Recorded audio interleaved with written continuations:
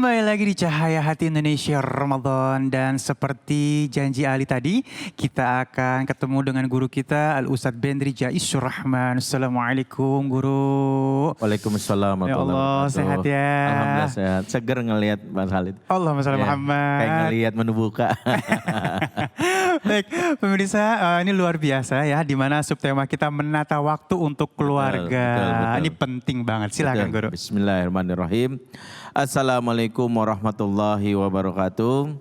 Alhamdulillah, assalatu wassalam ala rasulillah wa ala alihi wa sahbihi wa mawala wa ba'd. Pemirsa di rumah, penikmat tayangan Cahaya Hati Indonesia dimanapun Anda berada. Alhamdulillah, kita sore hari ini di hari ke-13 bulan Ramadan, kita meniatkan diri kita untuk terus berusaha memperbaiki diri kita. Terutama bagaimana kita menjadi pribadi yang adil. Adil dalam hal ini adalah bagian dari tuntutan Islam. I'dilu huwa aqrabu littaqwa. Ya, bersikap adillah kamu. Sesungguhnya keadilan itu sangat dekat dengan ketakwaan. Nah, bulan Ramadan ini dengan kesibukan kita dalam ibadah, tentu kita memenuhi hak Allah, bukan berarti kita melupakan hak-hak orang di sekitar kita. Terutama bagaimana kita agar mampu menjadi pribadi yang adil dan dinamis. Pernah suatu hari terjadi ketika Hanzalah pernah memaki dirinya sendiri. Inilah salah satu yang dilakukan Hanzalah. Dia mengatakan dirinya nafaqah Hanzalah. Nafaqah Hanzalah. Hanzalah udah munafik katanya. Hanzalah munafik, dia mencaci dirinya sendiri.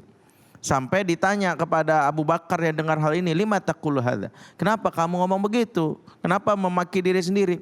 Heran saya, kalau di depan Rasulullah saat majelisnya ingat banget akan akhirat, ingin sholat, ibadah.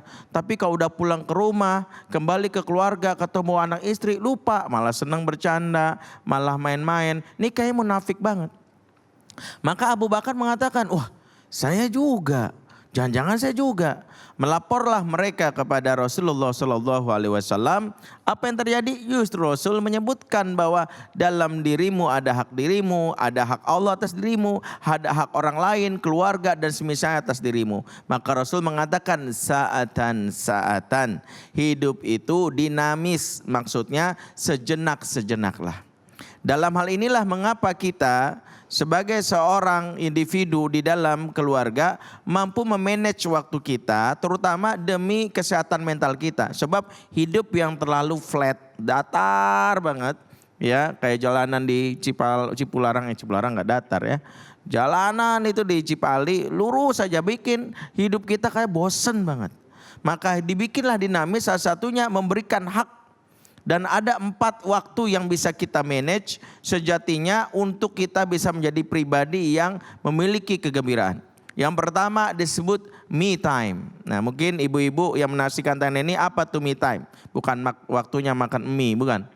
Me time adalah me, maksudnya adalah saya. Waktu untuk kita menyendiri, waktu sendiri untuk menyerap energi positif. Boleh nggak? Boleh banget. Sebab Rasulullah SAW juga begitu. Rasulullah SAW bahkan ketika sudah menikah meluangkan waktu untuk menyendiri, bertahanus, uzlah. Di mana? Di Gua Hiro. Kenapa? Kadang kita kalau berinteraksi dengan banyak manusia, dengan banyak aktivitas, kadang capek. Butuh juga kita untuk menghibur diri. Butuh juga kita sekali-sekali, maaf buat ibu-ibu yang seharian ngurusin keluarga, anak kadang-kadang merasa stres juga. Butuh rasanya bisa tidur ngorok tanpa diganggu sama pasangan, tanpa diganggu sama anak. Pengen supaya apa? Supaya pas bangun muncullah emosi atau energi positif. Maka boleh dibicarakan sama pasangan, Mas boleh nggak? Kayaknya nih 2 jam aja. Aku mungkin butuh istirahat sejenak, mengembalikan energi positif, mau baca Quran, tanpa harus bisa diuber-uber, tanpa harus merasa khawatir ada anak-anak yang menangis karena kamu sudah menangani. Dan diskusikan hal ini karena ini merupakan bagian dari cara kita untuk berpikiran positif. Sebagian orang yang mungkin selama ini gampang marah, ternyata karena hidupnya mungkin gak berubah variasinya. Emosian aja, kenapa? Karena lelahnya dia. Maka me time itu penting untuk kita lakukan di dalam kehidupan. Jadi boleh kita melakukan me time ini. Ya. Yang kedua, kita melakukan couple time. Ini bagi yang udah nikah ya. Kalau jomblo nanti ada waktunya. Couple time waktu berdua dengan pasangan agar hidup itu merasa betapa kita tidak sendirian. Betapa kita punya dukungan moral. Couple time adalah hak yang kita akhirnya merasa mendapatkan support, mendapatkan kesenangan. Itulah yang bisa kita berikan terutama dengan pasangan kita. Momentum Ramadan bahkan momentum spesial. Masya Allah.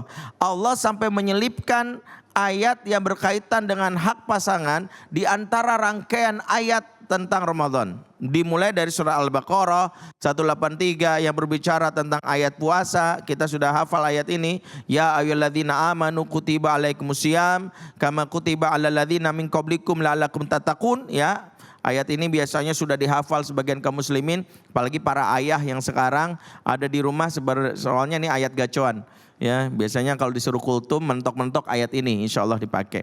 Nah, 184 berbicara tentang hak orang sekitar kita. Ayyam ma'dudat faman kana minkum maridan aw ala safarin faidatu min ayyamin ukhar walladzina yutiquna fidyatun ta'am miskin. Jadi mulai dari rukhsah puasa sampai bagaimana kita berfidyah. Ayat 185-nya berbicara tentang Al-Quran. Syahrul Ramadan alladzi unzila fil Quran hudal linnasi wa bayyinatin minal huda wal furqan.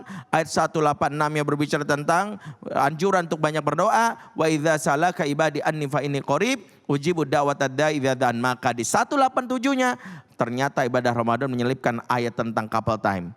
Apa kata Allah? Ukhilla lakum laitas siyami rafathu ila nisaikum hunna libasul lakum wa antum libasul lahun. Masya Allah, dihalalkan bagi kalian malam hari. Catat, malam Ramadan melakukan rofas. Apa itu rofas? Maaf, jima, hubungan intim suami dan istri dihalalkan. Ini menjadi isyarat. Mengapa? Karena ada orang yang salah kaprah. Karena ingin meraih keutamaan Ramadan, akhirnya dia melockdown istrinya. Maaf sayang, kita lockdown dulu, social distancing. Di kamar kita bikin pagar. Ya, nggak boleh. Justru malam hari Ramadan silakan dengan cara meraih kemesraan bersama dengan pasangan, ngobrol sebelum tidur. Ya, itulah dianjurkan baginda Nabi. Baginda Nabi SAW. Salah satu yang menarik bagaimana gambaran dari Abdullah bin Abbas. Dan ini wajib ditiru buat para suami, buat para ayah. Jangan sampai menjadi suami yang zalim sama istri. Ya, salah satu yang diceritakan oleh Abdullah bin Abbas dalam hadis riwayat Muslim, bitu inda khalati Maimunah, saya nginep di rumah bibi saya Maimunah. Maimunah ini adalah istri baginda Nabi SAW. Kana Rasulullah SAW yatahadas ma ahlihi thumma raqada. Rasulullah SAW senantiasa ngobrol dulu sama istrinya baru tidur. Rasul tuh ngobrol dulu, istilah emak-emak zaman now pillow talk. Ngobrol sama istri baru tidur. Sebagian besar suami, maaf mungkin termasuk saya, sebelum tidur cek WA dulu, mention di IG, ngelihat skor bola, ngelihat data yang udah mati karena corona. Habis itu mata udah sepet baru tidur. Istri dianggurin. Maka istri nggak suka buah anggur, senang buah apel, diapelin. Jadi ini ya kalau anggur dianggurin. Nah, inilah kenapa pentingnya seorang suami memahami couple time, bahkan hubungan intim itu salah satu ukurannya bagaimana kehangatan dibangun, kebutuhan akan syahwat disalurkan kepada yang halal. Silakan, itulah couple time, masya Allah. Itulah kenapa sampai Abdullah bin Umar, mohon maaf, ini sebagai ilmu disampaikan oleh Muhammad bin Sirin. Dalam kitab Mu'jam Kabir oleh Imam Tabrani ceritakan perkataan beliau, rubbama Ibnu Umar aftar alal jima. Ibnu Umar senantiasa berbuka puasa dengan berjima. Masya Allah, ini iftarnya Ibnu Umar, buka puasa alternatif. Ya, kalau dia ngeliat tudung saji, nggak ada yang namanya kurma, nggak ada masalah. Nggak ada air, nggak masalah. Yang penting ada kamu. Ada pasangan. Jadi buat di sini pemirsa di rumah yang mengeluh kesah, ya nggak ada menu buka selagi ada pasangan jadi. Nih jomblo tersiksa banget nih dengan materi ini. Itu yang kedua. Yang ketiga, bagaimana, maaf tadi diulang. Kenapa Ibnu Umar melakukan ini? Pernah ditanyakan salah satu muridnya. Ibnu Umar menjawab, aku teringat ayat Al-Baqarah 187, karena ayat ini aku ingin memberikan hak pasanganku agar aku bisa memuasi diriku, memenuhi hak Allah di malam hari. Yang ketiga, family time. Family time adalah waktu kita bersama keluarga. Buat jomblo jangan sampai lupa hak bapak dan ibu, termasuk yang sudah menikah, dengan anak, dengan dengan ayah bunda, jangan sampai lupa. Terutama ayah bunda kita, ibu kita yang janda, Masya Allah, mereka butuh perhatian kita. Sebagian besar ibu-ibu yang ketika sudah menjanda, dia mendapati anaknya sukses, sibuk dengan pasangannya, dia hanya di rumah, mungkin memiliki banyak fasilitas, tapi tidak mendapatkan perhatian. Maka ada ibu-ibu yang tiba-tiba umur 60 tahun langsung ngomong, "Nak, iya mah, mama boleh nikah lagi enggak?" Astagfirullahaladzim, 60 tahun mau nikah lagi. Mama udah genit banget. Jangan, Masya Allah. Penting nih. Maaf, siapapun anak ketika punya ibu sudah menjanda 60 tahun ingin nikah lagi. Ini tamparan keras buat sang anak. Ibu ingin mengatakan pada kita, mama kesepian, mama nggak punya teman ngobrol, kamu mah enak ada pasangan, kamu enak bisa jalan, mama sama siapa, mama ingin di masa tua ini ada yang nemenin. Maka kalau ada ibu masih hidup, ada bapak masih hidup, tengok, telepon, kirimin. Jangan kita hanya berupaya datengin pas lagi kita dulu susah, lagi kita mau nikah kita datengin, izin untuk dapat ridhonya, tapi setelah nikah ditinggalin. Ini bukan contoh yang baik. Berikutnya ya termasuk sama anak. Bagi orang tua masa ketika di rumah manfaatin, jadilah ayah dan bunda yang bukan sekedar baik. Sebab di zaman now kita bersaing sama gadget sama internet. Kalau cuman baik doang kurang, jadilah ayah yang asyik.